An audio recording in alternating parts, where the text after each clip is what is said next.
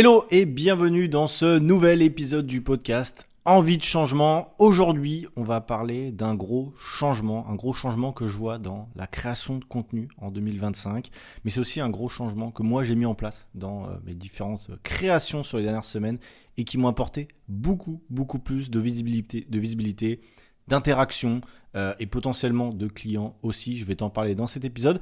Et je te parlerai aussi d'un changement perso, si ça t'intéresse, notamment la vie de nomade digital. Je vais t'expliquer en quoi, pour moi, c'est fini, l'aventure de nomade, entre guillemets, évidemment, tu vas toujours rester libre. Mais je vais changer un peu mon quotidien et je vais t'expliquer ça dans cet épisode de podcast. Je vais te parler concrètement de comment et pourquoi il faut changer sa façon de créer du contenu, notamment en utilisant ChatGPT. On le sait, c'est un outil qui est extrêmement pratique, qui a révolutionné même, je dirais, la création de contenu sur la dernière année, dira-t-on. Et le problème, on le verra après, mais c'est que tout le monde l'utilise mal. Ou en tout cas, tout le monde l'utilise de la même manière. Donc, on va voir un petit peu pourquoi et comment il faut changer son utilisation de ChatGPT. Pourquoi et comment il faut utiliser le storytelling, comment raconter une histoire. Et je te ferai aussi une partie sur la critique. Pourquoi il faut accepter de se faire critiquer. Et ensuite, on parlera, comme je te disais, de mon envie de changement perso dans le mode de vie. Bref, on est parti pour la première partie de cet épisode de podcast, la fin de l'utilisation basique, entre guillemets, je mets des gros guillemets, de ChatGPT. Je vais commencer par te dire un truc très simple, c'est que déjà, il faut arrêter d'utiliser des prompts ChatGPT que tout le monde utilise. Je sais que moi-même, je t'en ai donné dans certains contenus gratuits ou peut-être podcasts ou vidéos, mais je me suis rendu compte que en fait, ça n'apportait pas de résultats. Les prompts ChatGPT au démarrage, c'est cool pour quelqu'un qui démarre, qui a vraiment aucune idée de comment créer du contenu ou surtout qui a peur souvent de créer du contenu, c'est surtout ça, ou qui ne sait pas vraiment comment faire, même si voilà. Et donc, c'est une bonne porte d'entrée, je dirais, pour les créateurs, sauf qu'on va vite se rendre compte qu'au bout d'un moment, ça va te faire stagner. Tu n'auras pas beaucoup de commentaires, pas beaucoup de likes, pas beaucoup d'engagement finalement avec tes contenus. Alors, c'est mieux que de rien poster, encore une fois, on est là pour encourager tous ceux qui démarrent, mais ça ne sera pas suffisant. En fait, tu ne peux pas construire un business en ligne, et je m'en suis rendu compte quand même quand j'ai fait ma transition business.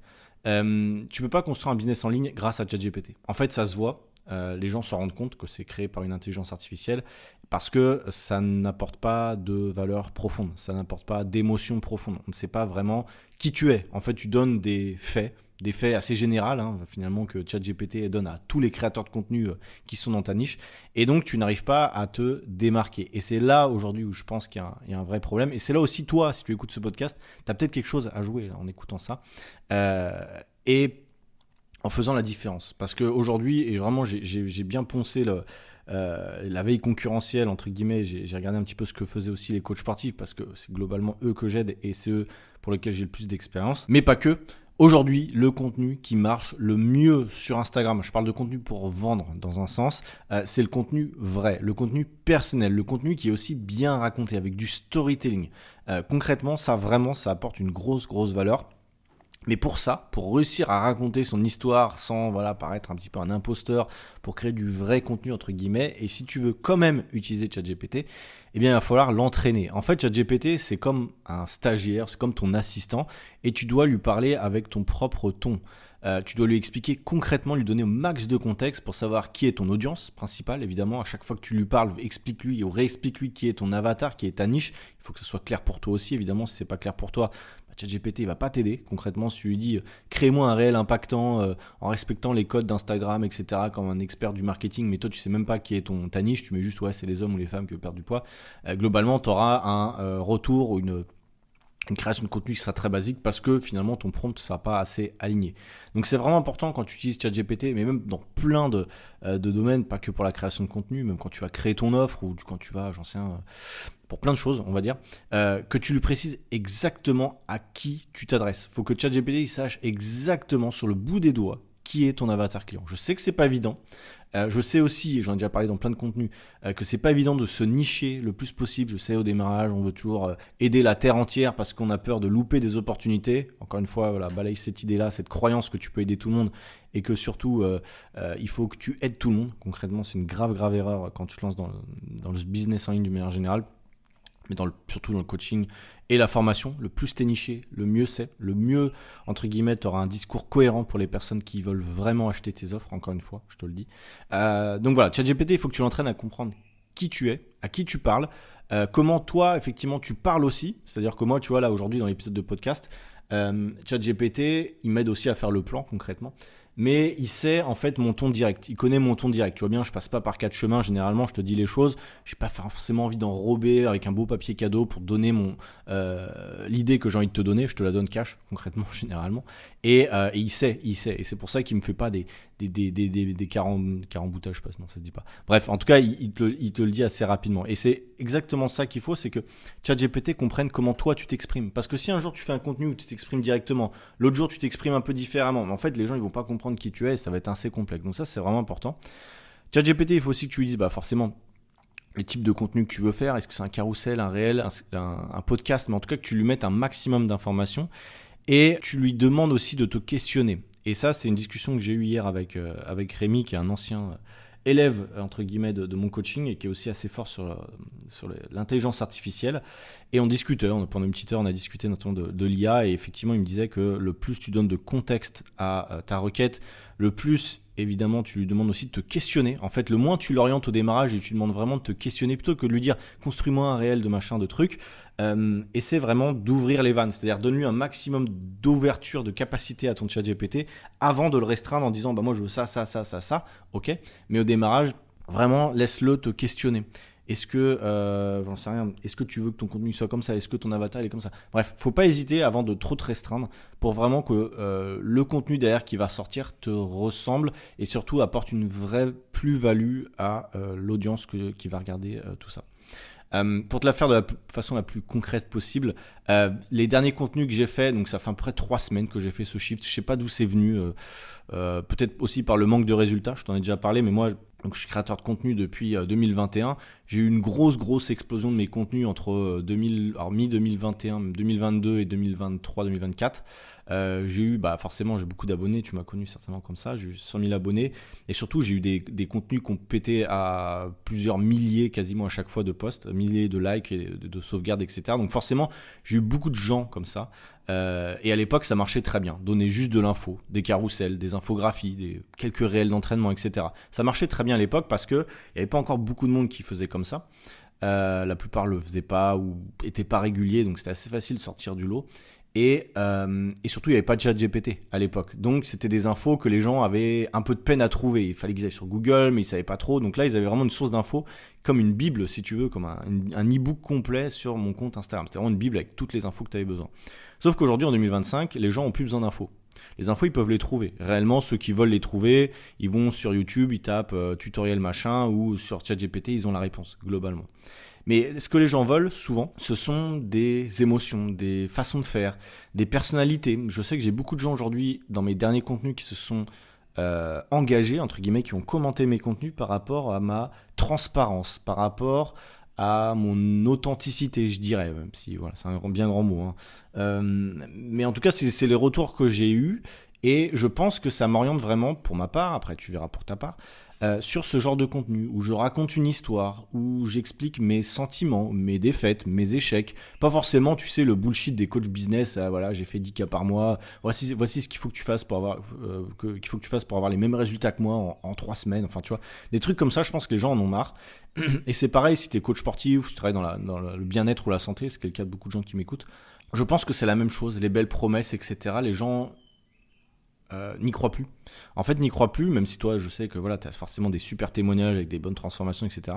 Mais je pense qu'aujourd'hui, il faut vraiment rentrer dans la tête de ton avatar, rentrer dans la tête de ton client pour que finalement tout ce que tu puisses dire résonne en lui ou en elle. Et c'est vraiment pas évident. Encore une fois, ChatGPT peut t'aider quand même. Il fait un bon travail là-dessus, je trouve, sur l'avatar. Moi, je sais que ça m'a quand même pas mal aidé à me recentrer des fois quand je me barrais un peu en cacahuète.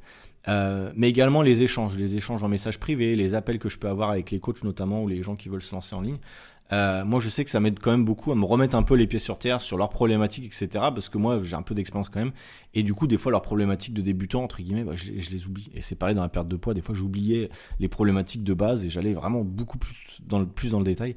Et c'est là où tu peux t'éloigner finalement et avoir un discours qui n'est pas cohérent par rapport à ton audience. Donc, je pense que c'est vraiment important de se remettre au niveau, entre guillemets, de ton audience quand tu es créateur de contenu et que tu veux vivre de ton activité en ligne, peu importe ton niveau, si tu sois avancé ou même que tu t'es pas encore lancé aujourd'hui en ligne, garde ça en tête vraiment, de connecter avec les vraies personnes et pas forcément uniquement avec tout ce que toi tu veux créer, mais ce que eux ont besoin d'entendre. Je pense que c'est vraiment important et c'est là où ça fait la différence, je pense.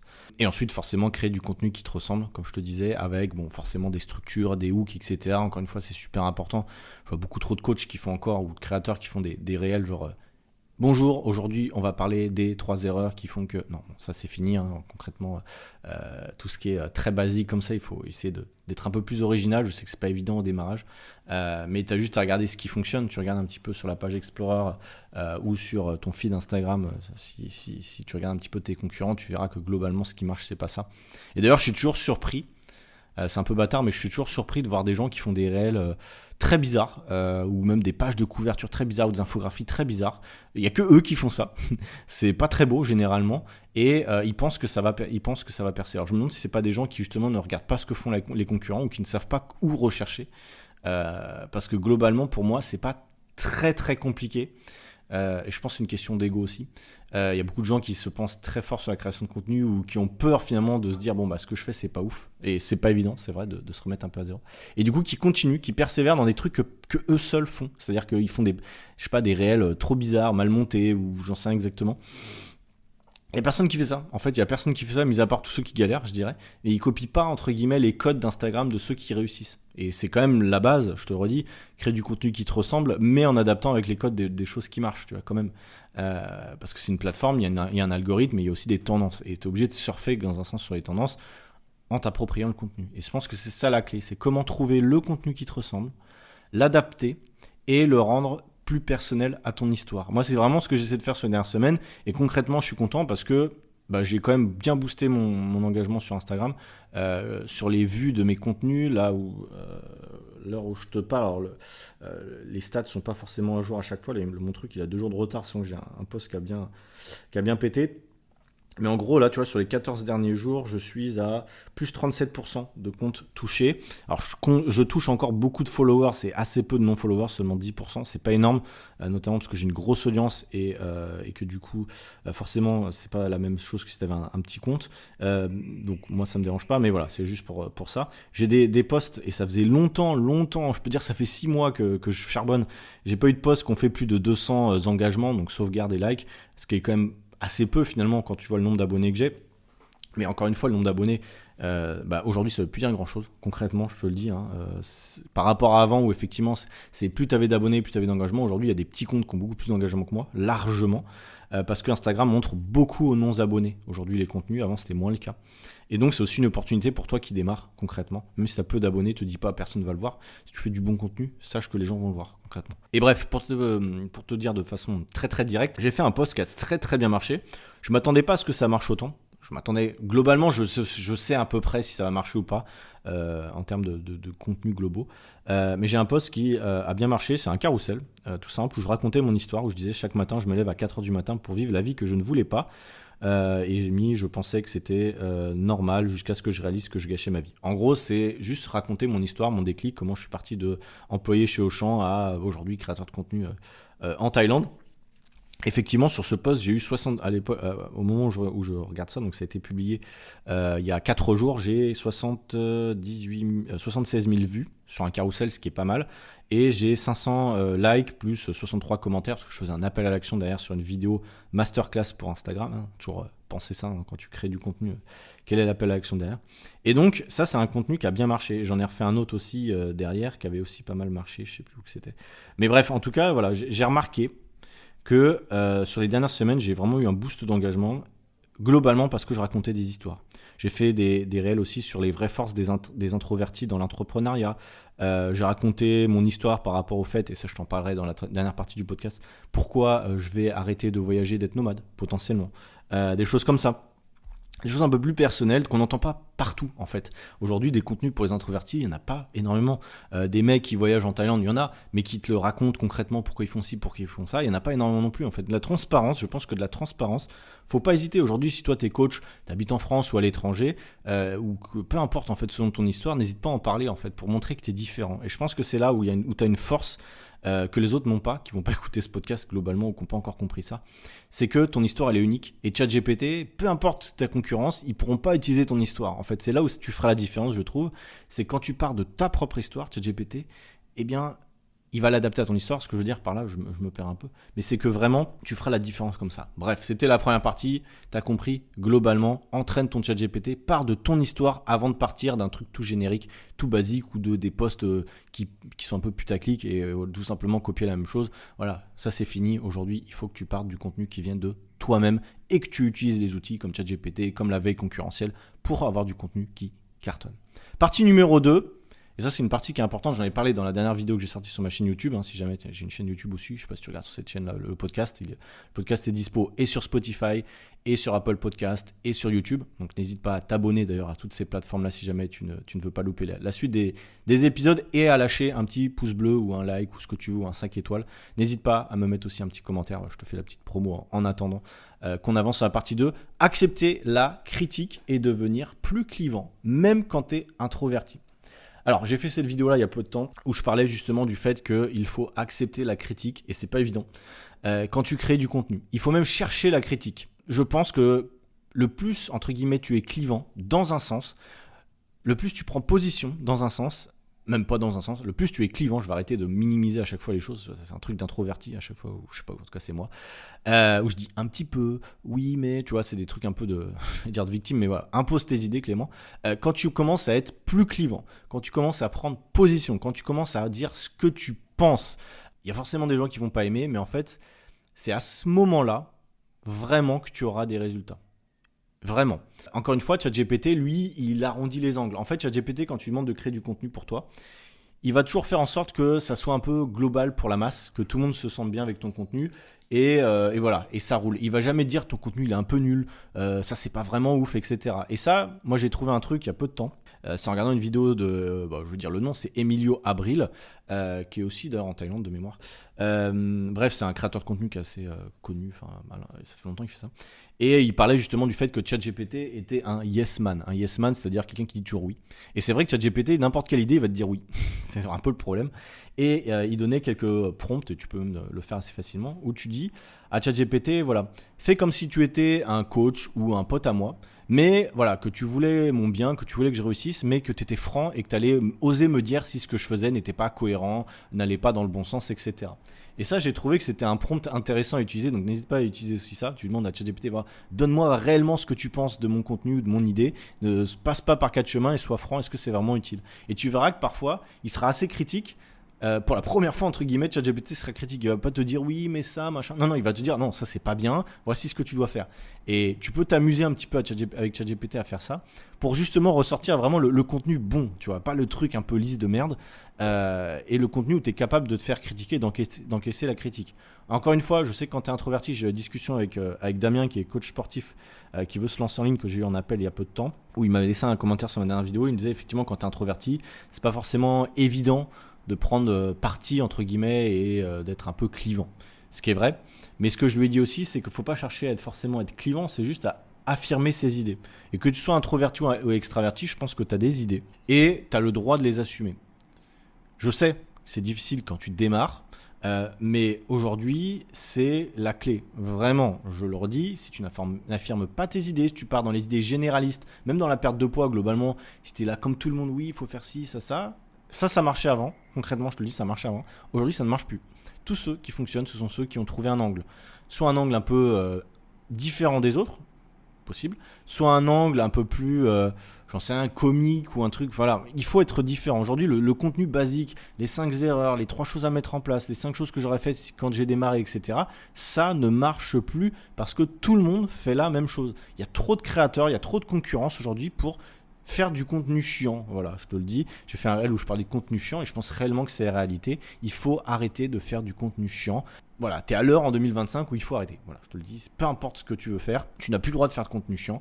Tu as le droit de faire du contenu qui te ressemble. Et aujourd'hui, de toute façon, peu importe ce que tu feras, d'ailleurs, tu te feras critiquer. Je te le dis tout de suite, si jamais tu te niches. Tu vois, par exemple, t'es coach sportif, tu veux te nicher sur les hommes ou tu veux te nicher sur les femmes, pardon, tu sauras toujours des gens qui vont dire oui, mais pourquoi tu fais pas les hommes? Oui, mais pourquoi tu fais pas les femmes? Oui, mais pourquoi tu fais pas moi, Jean-Michel, je suis retraité, j'ai mal au genou, pourquoi tu m'aides pas moi, etc.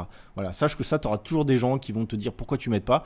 Et si toi, tu as le syndrome du sauveur où tu veux sauver la terre entière, bah tu vas dire ouais, bah finalement, je vais te faire un programme personnalisé, nanana, et tu retournes dans le cercle vicieux de bah, j'adapte tout à tout le monde, je parle à tout le monde et du coup, je parle à personne et personne m'écoute et j'ai pas de clients, tout simplement. Et ça, c'est vraiment un piège dans lequel moi aussi je suis rentré malheureusement à un moment, et aujourd'hui honnêtement je m'embête plus trop avec ça. Je vais encore jusqu'à la fin de l'année essayer de pousser sur les choses un peu clivantes dans un sens. Encore une fois, c'est pas le but de chercher à être clivant, c'est juste d'affirmer tes idées. Et tu te rends compte que finalement quand tu affirmes tes idées, il y en a plein qui sont d'accord avec toi mais qui n'osent pas le dire.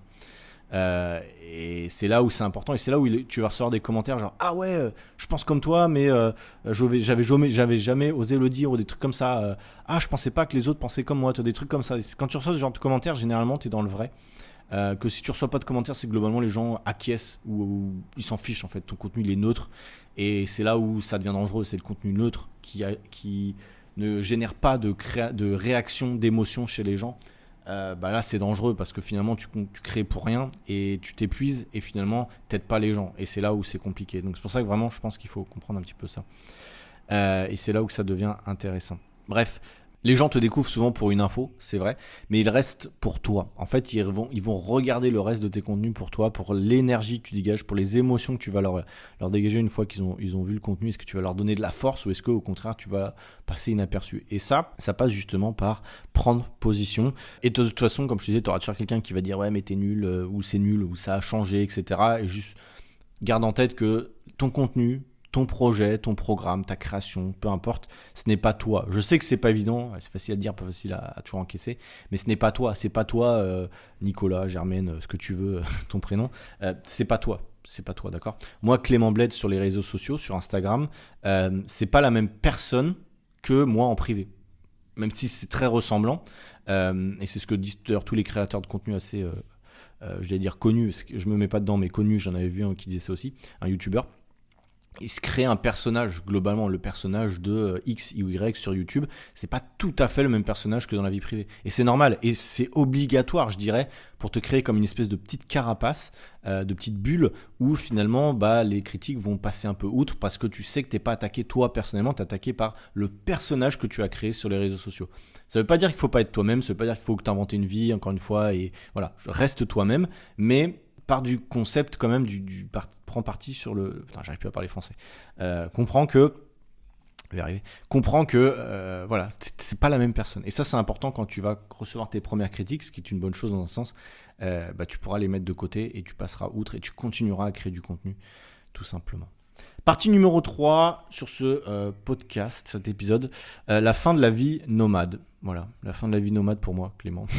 Moi, la vie nomade, ça a été mon rêve. Ça a été mon rêve vraiment depuis la première fois que j'ai rêvé de ça. En fait, c'est quand je suis parti aux Philippines c'était qu'en février-mars 2019. Donc, tu vois, c'était il y a longtemps. Longtemps, entre guillemets. J'étais parti pendant 2 semaines quand j'étais salarié chez Auchan. Même pas 2 semaines, 10 jours, c'était horrible. 10 jours aux Philippines. Les Philippines, c'est un pays qui est extraordinaire, vraiment. C'était la première fois que j'allais en Asie. J'avais un choc culturel incroyable. C'est un pays qui est magnifique. Et au bout de 2 semaines, je suis rentré parce que j'avais que, entre guillemets, 2 semaines de congé et j'avais prévu que 10 jours, etc. Et comme tu le sais, les Philippines, c'est loin. Il y a des îles. Et donc, pour aller d'un endroit à un autre, ça prend beaucoup de temps. Et donc, finalement, j'ai pas eu le temps de faire tout ce que je voulais. J'étais très frustré. J'étais avec des gens qui sont restés plus longtemps que moi. Derrière, et du coup j'ai été extrêmement frustré, et ça a été mon élément déclencheur d'ailleurs pour prendre mon année sabbatique, quitter mon taf et partir en Australie. Voilà, c'était mon premier élément déclencheur. Et pourquoi je te dis ça, c'est que derrière j'ai eu envie vraiment, une fois que je suis rentré en France, je regardais des vidéos de mecs qui parlaient de liberté, qui étaient en Thaïlande, là, qui marchaient sur la plage, etc. C'est la vie que j'ai aujourd'hui d'ailleurs. Et des fois, j'en prends pas assez conscience et je suis assez reconnaissant pour ça, mais il faudrait que je sois plus reconnaissant. Parfois, tu sais, tu t'habitues vite, malheureusement, au confort et aux choses. Pour moi, c'est presque normal cette vie, alors que j'en ai rêvé pendant plusieurs mois, voire années. Et bref, pour te dire ça, c'est qu'une fois que j'ai eu cette liberté, quand j'ai lancé mon business ensuite de coach sportif en ligne, donc si tu ne sais pas, hein, j'ai passé mes diplômes en Australie, j'ai lancé mon activité en ligne directement, et ensuite ça a plutôt bien marché, et c'est comme ça que je suis devant toi aujourd'hui à faire ce podcast-là. Et une fois que j'ai quitté l'Australie, donc c'était en juin 2022, donc tu vois, j'ai passé quand même 1 an et demi là-bas, 2 ans et demi, pardon, à cause du Covid notamment. Et une fois que je suis rentré, j'ai visité plein de pays. Vraiment, j'ai poncé l'Europe, j'ai fait l'Amérique du Sud, j'ai fait l'Asie aussi, j'ai fait Dubaï, j'ai fait plein d'endroits que je voulais visiter dans le monde. J'avais une liste de pays où je voulais aller et j'ai fait une bonne partie de ces pays-là, pas encore tous évidemment. Mais bref, voilà, c'était pour moi le but, c'était de développer mon coaching en ligne et de voyager. Sauf que je me suis rendu compte d'un truc. C'est que souvent, j'ai déjà parlé dans plusieurs épisodes, tu es souvent tout seul. Quand tu changes tout le temps, forcément, c'est pas évident. Tu peux pas créer de vraies relations avec les gens, tu pars, tu reviens, etc. Donc c'est difficile. Donc au niveau social, c'est pas évident. Au niveau boulot, c'est pas simple non plus. Alors certes, t'es content. Moi, j'aime toujours la découverte, découvrir un nouveau pays, un nouvel endroit. Ça me procure vraiment des émotions. J'ai l'impression d'être vivant. Mais pour le boulot, c'est vraiment pas évident parce que tu changes de cadre tout le temps. Si tu regardes les podcasts, je sais pas si tu es sur YouTube, hello, tu regardes tous mes épisodes depuis, je sais pas, peut-être 1 an, tu regarderas que tous mes décors derrière, quasiment à chaque fois, ça change. Tu regardes le dernier épisode, j'étais pas au même endroit, par exemple. Les 2-3 épisodes d'avant, j'étais pas au même endroit non plus. En fait, depuis le début de l'année, je pense que j'ai dû dormir dans presque 6 ou 7 appartements différents et on est au mois de mai. Tu vois. Et donc c'est assez fatigant ce mode de vie concrètement. C'est le kiff dans un sens, mais c'est fatigant quand tu as un business en ligne, que tu dois essayer de bien dormir, être structuré, pas te lever trop tard, parce que c'est ça aussi, quand tu changes de lit, de logement, des fois tu dors pas très bien le matin, t'as pas envie de travailler, c'est fatigant, ou tu as envie de découvrir ce qu'il y a autour et tu es un peu frustré. Bref, je me plains pas, mais je t'explique juste le contexte de pourquoi je change un peu. Et surtout quand j'ai changé d'activité, j'ai perdu des revenus. Tous les clients en ligne que j'avais, moi j'avais entre 20 et 30 clients en ligne qui me payaient entre 200 et 300 euros par mois. Donc tu fais le calcul, j'avais des revenus confortables. Et donc je pouvais me permettre de payer des Airbnb à 1100, 1200 euros par mois, potentiellement, en allant au restaurant tous les jours et en payant des billets d'avion assez régulièrement. J'arrivais à maintenir ce mode de vie-là. Sauf que depuis que j'ai changé et fait ma transition de business, je me suis écarté de quasiment tous mes clients en coach sportif, en coaching sportif, parce que je les ai libérés entre guillemets, j'ai pas recherché à en avoir d'autres, j'en ai encore quelques-uns mais très peu, et du coup j'ai lancé mes premières formations business. Donc forcément ça met du temps à revenir au même niveau, parce que les gens ne m'ont pas connu en tant que coach business. J'ai eu des clients assez rapidement quand même, de par mon expérience et entre guillemets ma crédibilité, je mets des guillemets, sur le côté notamment coaching sportif, parce qu'il y a beaucoup de coachs qui me connaissent depuis longtemps, qui savent ce que j'ai fait, connaissent mes valeurs ou etc. Du coup qui avaient besoin d'un coup de main et j'ai pu les aider comme ça. Donc j'ai eu des clients quand même assez rapidement, mais pas autant, et surtout je vendais pas assez cher. Mes formations entre guillemets sont pas très chères, il n'y a pas de suivi de la même manière que sur le coaching sportif à l'heure actuelle, et donc forcément j'ai pas les mêmes revenus, mais c'est normal, tu vois, tu peux pas t'attendre à faire des lancements forcément avec les mêmes revenus.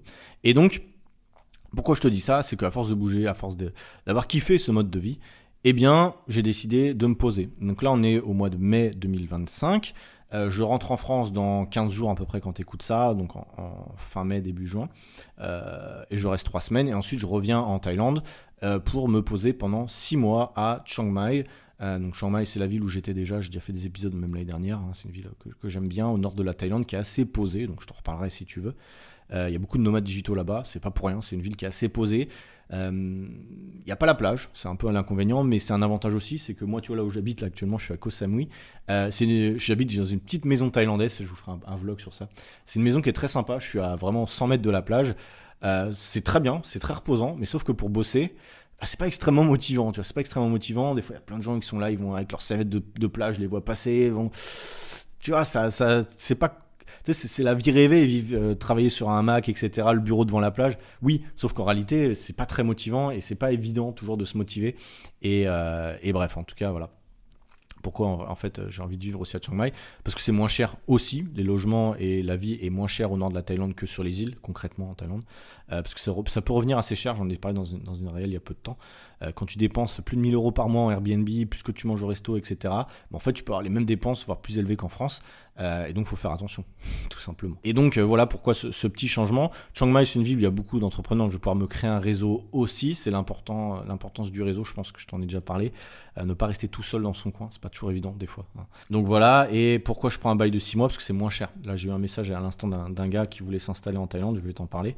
Moi, j'ai un visa de 6 mois. J'ai un visa, oui, enfin de 6 mois en fait, qui est valable 5 ans, qui s'appelle un DTV, je crois que c'est ça. C'est un visa, un e-visa, ils appellent ça, pour les nomades digitaux. Donc aujourd'hui, si t'es nomade digital, si t'as une entreprise en ligne, si t'es freelance, tu peux avoir ce type de visa. Il faut faire la demande auprès de l'ambassade. Ça se fait en ligne. Ça coûte 300 € et en gros, tu peux rester 180 jours d'affilée sur le territoire thaïlandais. Donc c'est 6 mois. Renouvelable une fois. Donc en gros, tu le renouvelles, tu vas à l'immigration, tu sors du pays comme moi je vais faire. Et normalement, quand je reviens mi-juin, ils vont me redonner 6 mois de visa. Donc ça, c'est cool. J'ai pas besoin de faire des visa run comme on faisait avant, c'est-à-dire ressortir du pays tous les 2 mois pour aller dans un autre pays, etc. Ça, c'est chiant d'un moment. Et donc ce visa-là, il est cool. Il est valable 5 ans. Donc pendant 5 ans, je peux vivre ce mode de vie. Avoir un peu plus de stabilité, notamment. Donc ça, c'est une bonne chose. Et en fait, les bails de 6 mois, c'est clairement moins cher. Tu peux même négocier. C'est beaucoup moins cher que des trucs sur Airbnb. Les trucs sur Airbnb, pour les mêmes logements sur Airbnb dans lesquels tu vas payer 900 000 €, là, je vais payer peut-être 450, 500 €. Bon, presque 2 fois moins cher avec un visa de 6 mois, avec un bail de 6 mois. Sachant que c'est des condos, on appelle ça des condos en Asie, où tu as toutes les commodités, fitness, donc salle de sport, piscine, des fois tu as des espèces de coworking en haut. Donc voilà, l'idée là pour d'ailleurs je vais encore me remettre le nez dedans, je vais essayer de chercher l'appart. Moi je kiffe, hein, vraiment, chercher des apparts, je veux pas te mentir, c'est une de mes activités favorites en tant que nomade. C'est aller sur Airbnb ou aller sur des sites et me projeter, je sais pas s'il y a des gens qui sont comme moi, je t'en parle vite fait, me projeter dans les logements. J'adore ça, vraiment c'est un de mes kiffs. Je peux passer des heures dessus, je sais pas pourquoi je fais ça, mais j'adore ça. Genre tous les condos, les immeubles qu'il y a à Chiang Mai, par exemple, j'ai déjà poncé le truc parce qu'il y a quelques mois, je voulais déjà chercher un appart sur le long terme. Finalement, ça s'est pas fait parce qu'il y avait la burning season, donc c'est la saison où ils crament tout en Thaïlande et du coup, c'était un peu chiant. Je voulais pas prendre 6 mois tout de suite là-bas.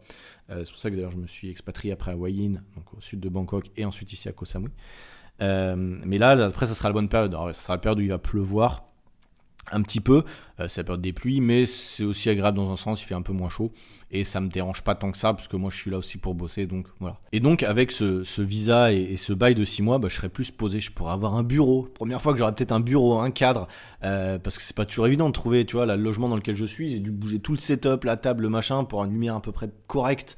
Là je suis dans le salon slash cuisine de la maison dans laquelle je suis. C'est une maison qui est plutôt petite, mais qui est plutôt sympa. Mais voilà, c'est pas un setup, tu vois, c'est le setup où je mange. Et c'est pas toujours évident d'avoir un setup où tu manges. Des fois, j'enregistrais dans ma chambre, donc c'est pas pareil.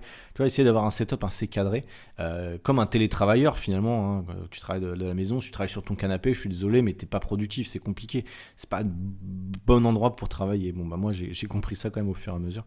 Et donc j'ai hâte d'avoir ce nouveau mode de vie. Certainement que pendant les 6 mois, je vais quand même partir peut-être en vacances ou quelque part pendant 2 semaines. Tu vois, j'ai un peu le projet peut-être d'aller en Asie qui n'est pas du Sud-Est, je sais pas comment ça se dit, mais en gros, Corée, Japon, des choses comme ça. Je suis pas encore allé, c'est dans ma liste depuis longtemps, donc j'aimerais bien y aller. Pas forcément pour travailler long terme là-bas, parce que ça coûte assez cher la vie là-bas, mais pour des vacances ou pendant une petite 2 semaines potentiellement. Et garder le logement de 6 mois en Thaïlande, même peut-être d'1 an, on verra après les bails. Parce qu'en fait ça coûte vraiment pas cher. En fait c'est moins cher de prendre un logement potentiellement 6 mois, donc comme je te disais peut-être à 450 €, et de pas y vivre pendant peut-être un mois, que de se faire chier à prendre des Airbnb où t'es surtaxé, t'as des service fees à chaque fois, des trucs de cleaning hyper chers. Sachant que dans les 450 € que je te disais tout à l'heure, des fois t'as le cleaning, donc c'est-à-dire le nettoyage qui est compris dedans, donc c'est vraiment un bon deal. T'as juste l'électricité souvent qui est pas compris dedans, donc faut faire gaffe quand même. Mais même des fois en Thaïlande sur les Airbnb, l'électricité est pas comprise dedans. Par exemple là dans mon Airbnb, l'électricité est pas comprise dedans, donc tu dois payer en plus à la fin de ton truc. Donc voilà, en gros c'est un peu le changement que je vais avoir. C'est un changement qui est intéressant pour moi, trouver un peu plus de stabilité. J'ai pas eu de stabilité, je crois que le maximum que j'ai dû rester, ça doit être 4-5 mois, je pense. C'est quand j'étais en Australie, je crois que je suis resté peut-être 4 mois dans mon appart à Sydney, dans la chambre dans laquelle j'étais quand je passais mes diplômes. Ouais, même un peu plus, je crois, ouais, un peu plus, peut-être 1 an. Je me souviens plus. Mais c'est tout, en fait. Et la dernière fois que j'ai eu un appart où je suis resté longtemps, c'est quand j'étais en France, en Alsace. J'avais un appart à Strasbourg et j'étais resté 2 ans et demi, je crois, dans l'appart. Donc tu vois, rien que 6 mois pour moi, pour toi ça c'est rien, tu te dis moi je suis dans la même maison depuis 5 ans, 10 ans, pour toi c'est normal et t'as envie de bouger. Mais moi au contraire j'ai envie de me poser, ça me fait un peu peur parce que je me demande si je vais pas m'emmerder et ça va être un nouveau défi entre guillemets de trouver de la stabilité. Donc bon, on verra ce que ça donne. Encore une fois c'est 6 mois et si j'ai besoin de bouger, l'avantage de Chiang Mai c'est que c'est quand même un aéroport assez bien desservi, c'est un international je vais arriver, et donc tu peux bouger un petit peu partout. C'est aussi pour ça qu'il y a beaucoup de nomades à Chiang Mai, c'est qu'ils peuvent bouger. Tu peux même aller à Bangkok si tu veux en 1h30 je pense ou 2 heures de vol et ça coûte pas cher. Tu peux aller un peu partout en Thaïlande depuis Chiang Mai, c'est pas très cher les vols internes. Donc voilà un petit peu les nouveautés.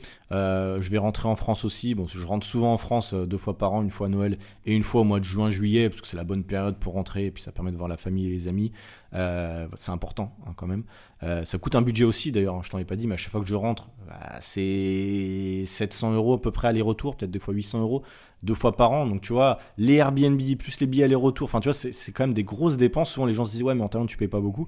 En réalité, si, je paye beaucoup, un peu moins qu'avant, parce qu'avant je payais encore plus dans d'autres pays. Je suis allé dans des pays où c'était encore plus cher la vie. Mais voilà, donc c'est pour ça que cette stabilité va aussi me permettre d'être un peu plus serein au niveau financier. Je pense d'avoir un peu moins de dépenses pour moins stresser aussi par rapport aux clients que je dois avoir, etc. Je pense que ça se ressent des fois quand tu es en train de pousser sur la vente. Je pense que le moment où tu vends le plus, souvent, c'est le moment où tu es serein sur tes revenus. Moi, je sais que quand j'étais coach sportif et que j'avais des bons revenus, et en fait, c'était tout un cercle vertueux où en fait, j'avais plein de clients, j'étais full quasiment, mais ça continuait à affluer parce que j'étais serein dans ce que je faisais et je pense que ça se ressentait. Et là, tu vois, quand j'ai commencé à pousser un peu les ventes, certains trucs, à lancer des formations où vraiment je voulais que les gens rentrent, peut-être que ça s'est ressenti et du coup, ça marche pas autant que tu veux. Donc, c'est peut-être ça aussi. Je pense trouver de la sérénité entre les dépenses et les revenus. Voilà, c'est la fin de cet épisode du jour. Voilà, je l'ai fait en 3 parties pour résumer concrètement la première partie. Utilise ChatGPT de la bonne façon, accepte-la, critique et au niveau perso, je t'ai raconté un peu mon histoire, mais pour toi aussi, peut-être que voilà, si t'es nomade, si tu bouges beaucoup, ou si t'as envie de changement, voilà, au moins t'as mon retour perso sur ces modes de vie. J'espère que cet épisode t'a plu, t'aura apporté quand même des infos. N'hésite pas vraiment à me laisser un petit commentaire sur YouTube, sur Spotify par rapport à ce que tu as pensé de l'épisode, à m'écrire sur le compte Instagram Clément Bled, à me suivre évidemment si tu le fais pas encore pour avoir plus d'infos. Je te souhaite une très bonne journée ou fin de journée comme d'hab et je te dis à la prochaine. Ciao, bye.